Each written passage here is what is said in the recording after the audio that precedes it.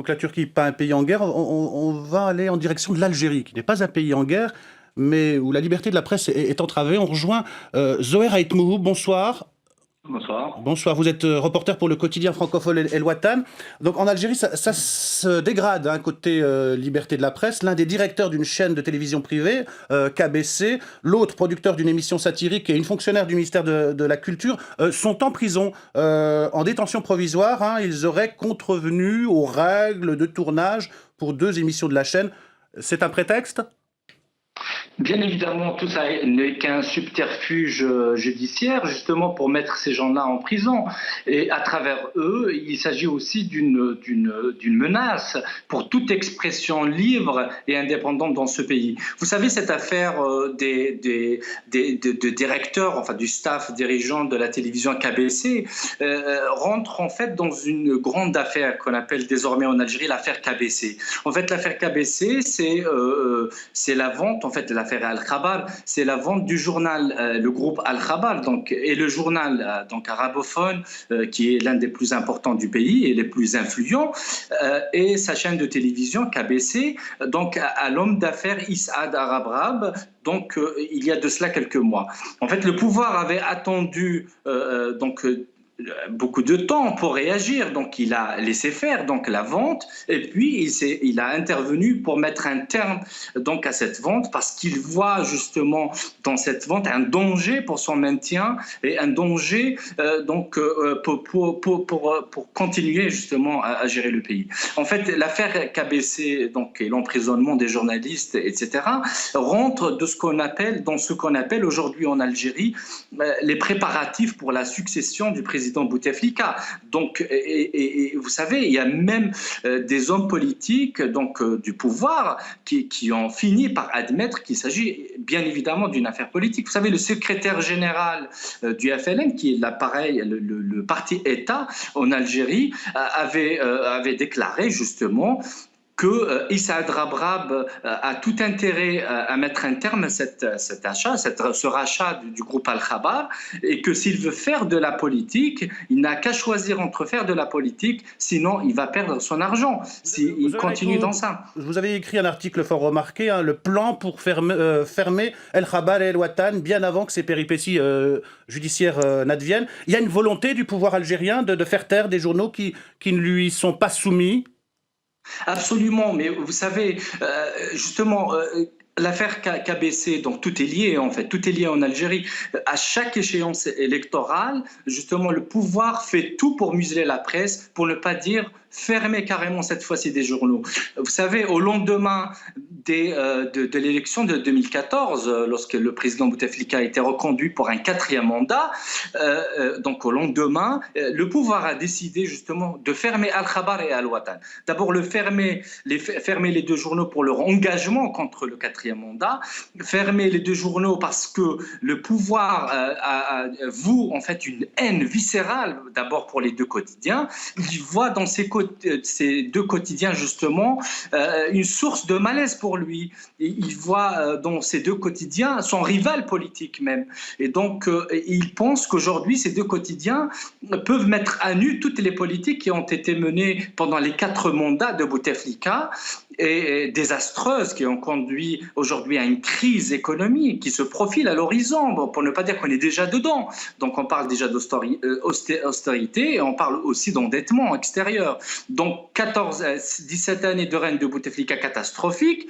Donc ajouter à cela donc, tous ces scénarios de succession du président Bouteflika, on parle aujourd'hui de carrément 2 clans qui étaient il y a quelques semaines alliés. On parle d'un clan mené, le clan présidentiel, avec un candidat potentiel qui s'appelle Chekib Khalil, l'ex-ministre de l'énergie, et qui traîne beaucoup de casseroles, notamment il est impliqué dans des histoires de corruption.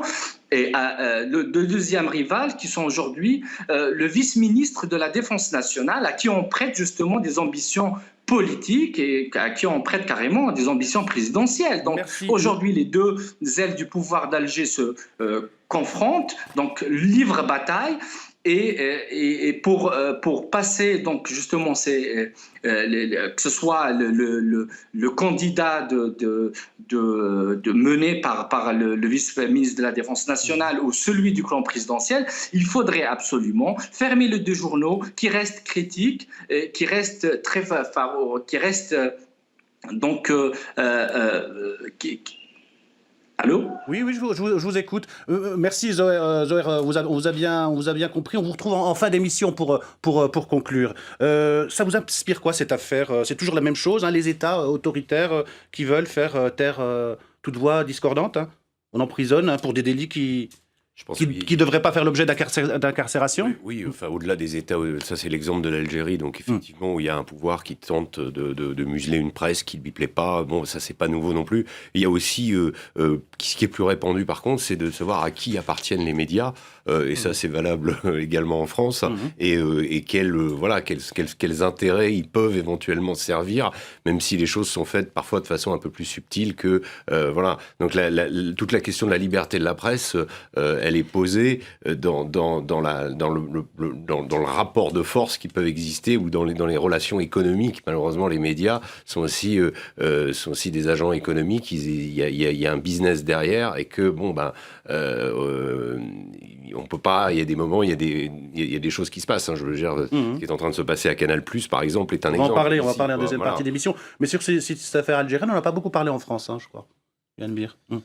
Effectivement. Il y a eu une petite manifestation au consulat.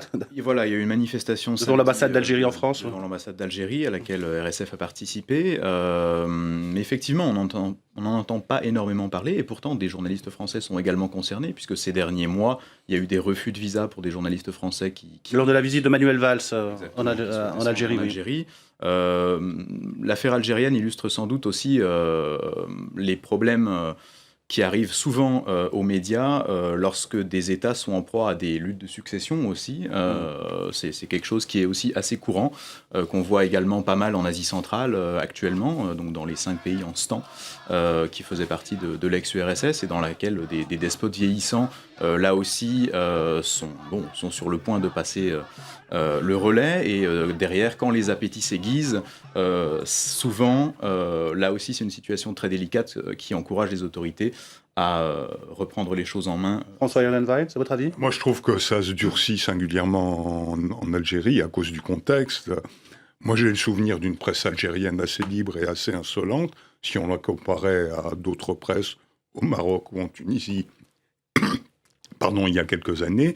Donc cette régression est effectivement assez inquiétante, elle ne date pas d'aujourd'hui, et il faut rester vigilant sur ce chapitre-là.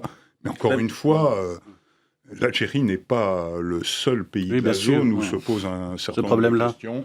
Au Maroc, en Turquie. En Turquie, Sami Kilic, Bouteflika, Erdogan, c'est le même combat au niveau de la liberté de la presse. L'affaire Koumourié, etc. L'affaire Djoumou, oui, mais... Ouais. Il y a une subtilité quand même turque, c'est que, là, si j'ai bien compris, on ferme des journaux directement. Alors on ne ferme pas les journaux, là c'est des emprisonnements de directeurs d'émissions satiriques, anti-Bouteflika. En Turquie, la confiscation passe par... un semblant de droit. Alors le prétexte en Algérie, c'est pas le délit de presse, hein, simplement les studios étaient mis sous scellés et donc les scellés ont été ouverts. Voilà. En Turquie, on place sous tutelle judiciaire et on nomme des administrateurs qui sont en réalité des artificiers du pouvoir très proches et qui, eux, un certain temps, essayent de mener la barque, et ensuite on se rend compte que, évidemment, les exemplaires chutent. Et là, on met la clé sous la porte parce qu'on met en avant, cette fois-ci, la raison économique. Donc c'est beaucoup plus subtil. C'est un système assez subtil. D'autant plus que la moitié de la presse turque est déjà directement dirigée, en gros, par le président de la République. Il a mis en place un système qu'on appelle de piscine ou de corbeille, où on réunit des sommes d'argent pour les distribuer ensuite à des journaux... Le clan des militaires, plus laïques, ils n'ont pas pu s'opposer à cette... Non, parce que là, la question des militaires ne se pose plus vraiment... Plus maintenant, depuis longtemps. En Turquie, oui. C'est-à-dire que là, par exemple, le chef d'état-major était le témoin de la fille du président. D'accord. Donc maintenant, vous voyez la connexion. Ils se marient entre eux. C'est plus comme avant. D'accord. Heureusement, d'ailleurs. En tout cas, avant de terminer, je voulais qu'on retrouve Zoé Raït Mohoub à Alger. Zoé Raït Mohoub, vous êtes avec nous? Oui. Oui, je voulais savoir comment vous voyez l'évolution de votre travail, le travail de la presse en Algérie, la liberté des journalistes. Ça va aller en s'améliorant, vous pensez, ou pas? Non, hélas, en fait, des jours sombres attendent la presse indépendante en Algérie. Ils seront faits encore une fois d'intimidation, ils seront faits encore une fois de pression, de tentatives de musellement, car vous savez, le pouvoir d'Alger voue une haine viscérale envers la presse en général, la presse indépendante et critique en particulier. Et toute opposition venant de ces médias, notamment dans la perspective, je le dis et je le redis encore une fois, dans la perspective donc, de la succession du président Bouteflika, ils seront prêts à tout pour imposer leur choix, pour imposer leur candidat, sans conteste et sans la moindre opposition. Et donc pour cela, toutes les dérives seront permises. Rien ne l'empêchera de museler la presse et de procéder carrément à la fermeture des médias qui l'arrangent pas, et des médias qui puissent être une source. Zoé Raïdmoub, vous parlez de haine viscérale. Est-ce que quelque part la presse algérienne joue pas le rôle d'un parti politique d'opposition? C'est peut-être pour cela. Pardon, je n'ai pas bien entendu. Est-ce que la presse algérienne joue pas le rôle d'un parti politique d'opposition, en fait? Ben c'est justement c'est le regard donc du pouvoir envers la presse. Il voit en lui un parti politique. Il voit dans la presse indépendante, comme je disais tout à l'heure, un rival politique. Il voit en eux une organisation politique, non pas un média qui a tout à fait le droit de critiquer, qui a tout à fait le droit de s'opposer aux choix politiques. C'est l'essence même des médias. Donc, mais pour lui, il est inconcevable qu'une entité, qu'un journal, que même un parti politique fait de l'opposition. Pour lui, tout le monde doit être sous sa mainmise et obéir à ses choix, obéir à sa politique, même si elle est désastreuse. Et là, aujourd'hui, nous vivons justement les résultats de ces politiques qui nous ont menés à une crise économique profonde, doublée d'une crise politique. Et aujourd'hui, donc, rien ne l'empêcherait pour fermer les médias opposants. Merci. Je rappelle que vous êtes journaliste à El Watan et correspondant de la ZDF en Algérie, en Turquie.